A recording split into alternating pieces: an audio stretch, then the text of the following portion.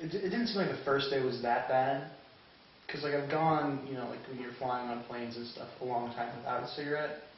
So for me, the second day was really the kick in the face that... What did you guys think was the roughest part of the whole thing? Easily the second day. Like you said, the first day was kind of like, oh, well, I haven't smoked before, big deal. But second day was like, dude, you're not smoking anymore.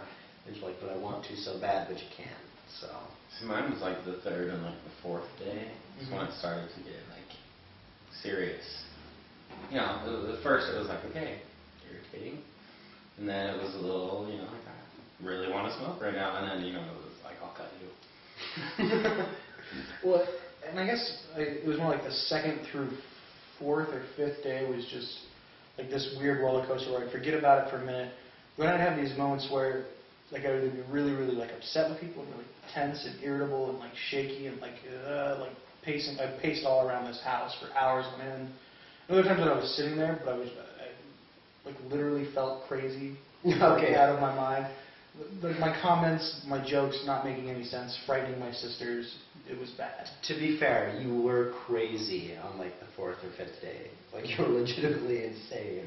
Dude, I've had that too though, with the whole like, because nobody gets what you're saying. Like you'll say stuff and you'll think it's like a regular joke, and people will just be like, huh? And then you get frustrated at them because they're not laughing at your joke, and you're like, I'm gonna cut you still. Like, I guess those first few days, I struggled to try and describe that feeling to somebody. Like, how would you guys try to describe it? I felt like my skin was crawling. Yeah, like, skin was crawling. It was a big one. I wanted to go in 1,000 different directions at once, and I just could not focus on anything. Like, for the majority of, like, probably the third and fourth day, I thought 90% about cigarettes and 10% about whatever else was going on. Yeah, mine.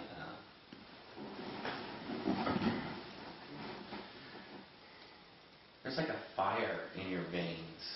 This is what it's always been for me. Every time I've thought about quitting and every time I've really tried to quit, there's always a fire. And you can just feel it all through. And it's just... Like hot, like burning? Like pain, like burning pain. Like it's a chemical burn just all through you where you can just feel the nicotine like, I don't know, ebbing away or something. I don't know. But, and there was always like a emptiness right here, like a hunger, which is like, you need it.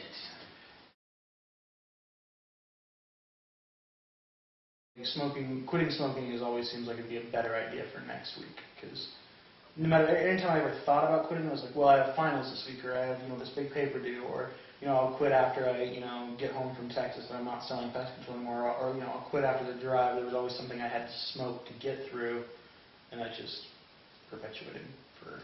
Yeah, it doesn't, there's never really a convenient time, I don't think, to do it, and I think it's easy to convince yourself that there will be.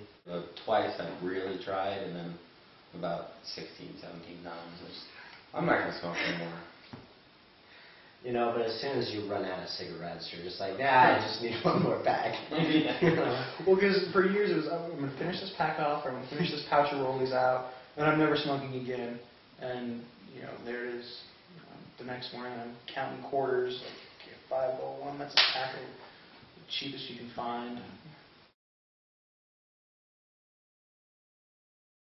It's smoking. Well, I still miss it sometimes. Yeah, I still miss it. There are times that I'm nostalgic about it, but I don't actually miss smoking. Well, I don't know it's been long enough to be like, I'm already glad that I have more money in my pocket. Like, I'm glad that I don't smell like cigarettes. My lung capacity is that of a regular adult male instead of a malnourished Ethiopian child. But like, even still, like, between classes, there's times where I just really, really want a cigarette. And I think that's why I say that it's kind of a psychological need, is because those are the times where I really actually want to smoke. It's like after meals and times where I would regularly smoke. I mean, to me, that's how I would define it, as just nostalgia. I miss going out and smoking, after a meal. It's a ritual, and I no longer have that ritual.